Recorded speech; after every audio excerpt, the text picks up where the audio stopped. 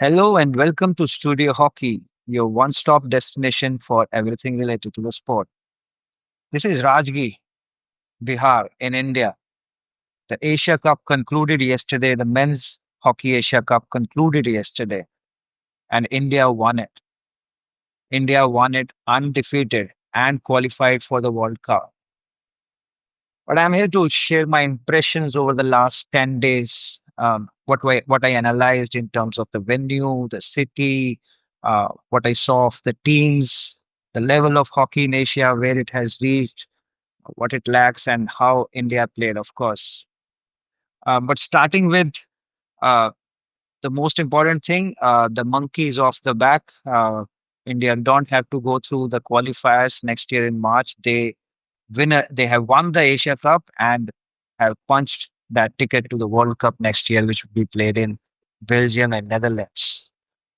Um, the tournament started with a couple of hiccups. Pakistan didn't come off because of political tensions between the two countries. Oman also pulled out, and those two places went to Bangladesh and Kazakhstan. But starting with Rajgir as a venue, because when we were traveling from the Gaya airport to the venue here in Rajgir, it surprised us. As soon as we touched the outskirts of the city, we were welcomed by mountains, beautiful skyline, and all that.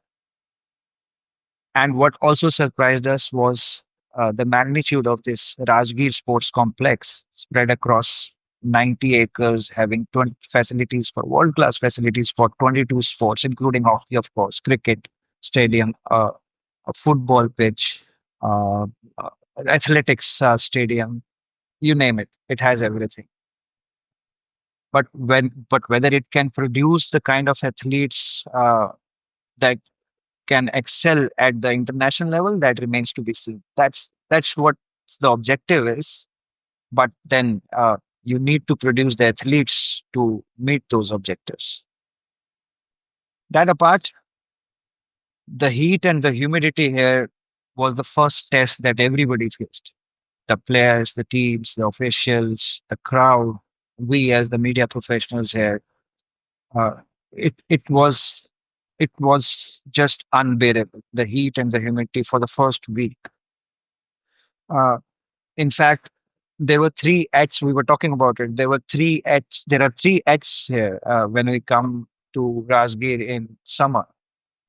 One is history because this is a very historic city. Has the Nalanda ruins, has the remains of the Cyclopean Wall. There's a lot of footprint of Buddhism, of course.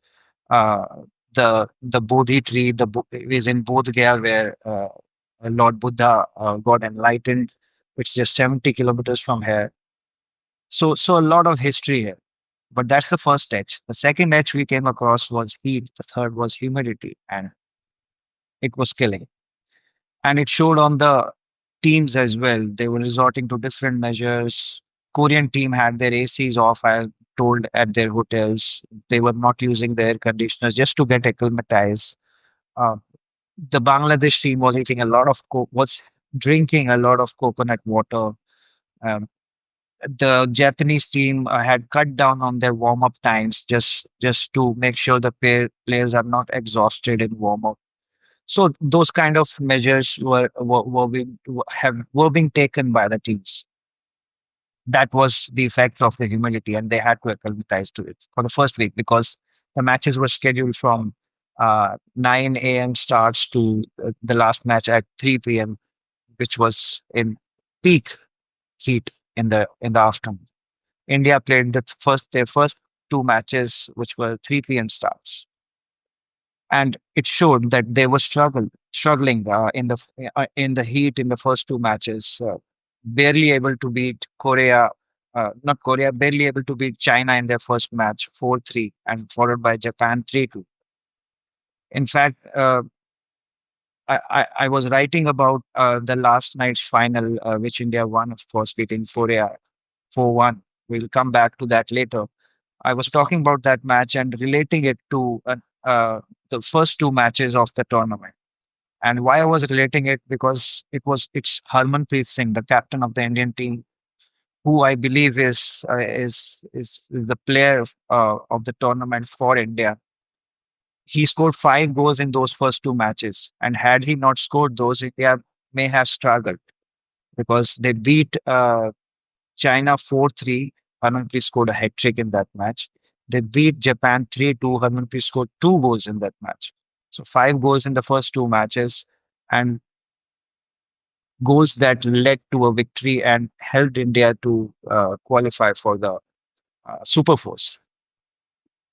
But once they came into the Super Force, it was a different team. One, because matches were happening in the afternoon, in the late evening, 7:30 p.m. starts. And second, the team had gelled together by then and were starting to play like the dominating force they are in Asia. Sukhjeet is another player who I think stood out, absolutely stood out. Uh, I would not say that he's the find of the tournament because he has been with the team for some time, but he he created spaces. He's off the ball running. His receiving was consistently better throughout the tournament. That was, I think, the takeaway for Sukhjeet from this tournament. He was consistent throughout, especially in the Super Fours. India started the Super Fours with a 2-2 draw against Korea, uh, which again was not exactly how India would like to finish their moves, because while the connections were there, the attacking intent was there.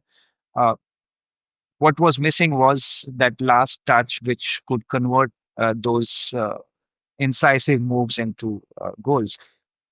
That was missing. Abhishek had a terrible game, missed a lot of chances. So did other forwards as well. But once they beat Malaysia 4-1 and had those 3 field goals to take home, then they came back into their own.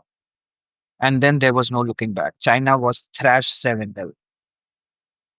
But while they were thrashed 7-0, but I would say that China team can take a lot of positives from this tournament. They look like a team that will challenge India and other Asian teams coming forward, looking ahead to maybe 2032 Olympics.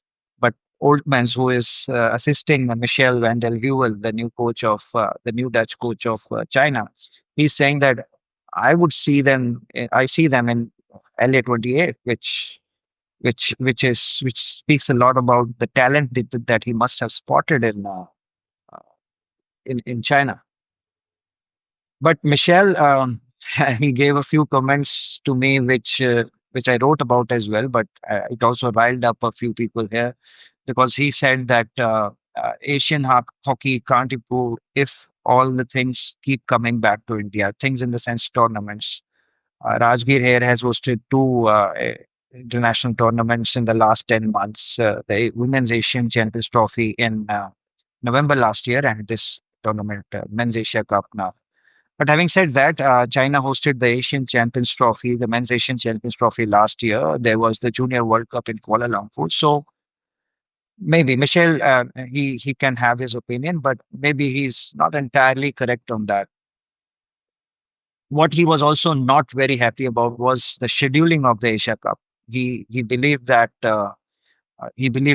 7 matches in 10 days for the teams that reach the final. Of course, they go on to play 7 matches in 10 days. So he said that kind of schedule is very taxing for the players. It should not be like that. He was trying to give an example of the Euro Hockey Championships, which recently concluded, where the teams played 5 matches in 8 days and had 3 rest days in between. Fair enough, point taken. Maybe that's something that the Asian Hockey Federation can work on. The scheduling can be better, but the tournaments in Asia are more or less spread out, so to say. Anyhow, then again, we come back to India. Craig Fulton made a very interesting remark where he said that why World Cup qualification from here was important is that because the calendar that's coming up, it's totally packed. Totally packed. India are going to South Africa. They have the Hockey India League. They have the Pro League. Uh, and I think there's the Azlan Shah. Yeah, there's the Azlan Shah Cup in Malaysia where India will also be traveling. So a lot of things coming up. On top of that, if there was the World Cup qualifier as well in March next year as it is scheduled, then it would have been a little tough. But plus, this getting this monkey off the back gives India more time to prepare, more time, and especially um, a, a kind of mind frames which gives them leeway to try different things out because they don't have to go through the qualifier. They know they are there in the World Cup. They will play the World Cup. So those kind of things have eased India a lot. And here's what Fulton told us right after the match. A huge monkey off the back. Well, I think after 8 years and India last raised this trophy, it's nice to get into the final and do the job. And of course, a monkey off the back and gives you time to prepare better for the World Cup without the headache of the qualifiers. Yeah. I think it's quite a busy run in because we have Azlan Shah, we have a trip to South Africa, and then we have Hockey India League and then Pro League. So if you had to add another qualifier on top of that, it would be really difficult. So I'm glad we stayed away from that. Azlan Shah, are we going full strength because it's a pack? We'll see. We'll see. We'll see what state we're in and what we need to achieve next year with the group that we have. Your takeaways from the tournament? Yeah, just a good tournament for us. 7 games in 10 days is no easy feat. And I thought physically we did really, really well. Even though the first 2 games are a little bit, we didn't finish as strong as we'd liked. But as we acclimatized, we got stronger and stronger. And last night and tonight showed what we can do. Thank you, coach. Yeah, thank you. Thank you. To conclude everything, I think the Asian hockey needs to be talked about here. Of course, the World Cup spot was on offer. This is a continental showpiece, which is a qualifier for the World Cup, of course. But what needs to be talked about here is where Asian hockey is in terms of uh, competing with the country that is dominating here, which is India. China has showed promise, of course. Korea were the defending champions. They reached the final again. So they held India 2-2 in the Super 4 game. So they're, if not very much improved, they have not taken too many steps back. Then there is Malaysia. They will be almost killing themselves because they were leading 3-1 against Korea before losing 4-3 in the Super Fours. That made the difference between them reaching the final or Korea reaching the final. Eventually, they finished third, beating China in the third place playoff. But they would have wanted to play their third consecutive Asia Cup final. They played the last two finals, of course. But um, that's where Malaysia may has to work on. You remember the Asian Games final where they lost to Japan after comfortably leading. So those kind of things, I think Malaysia has to work on. China is coming up, I'm sure, under Michelle and their coaching staff, his coaching staff. They will do a lot better in the coming years. Japan, again, they they're they're just about there. They won the 2018 Asian Games, of course, but since then they haven't made much of a noise in terms of Asian hockey. And of course, to round it off, the teams that finished from second to sixth, that is the second, third, fourth, fifth, and sixth, at least teams from here will play the qualifiers. Bangladesh and Pakistan, what I have been told is they will go through a three-match playoff to get into the pool of the qualifiers. So that's it from here in terms of impressions from Rajgir, the Asia Cup. I'm sure I was able to do justice to the coverage that I tried from here.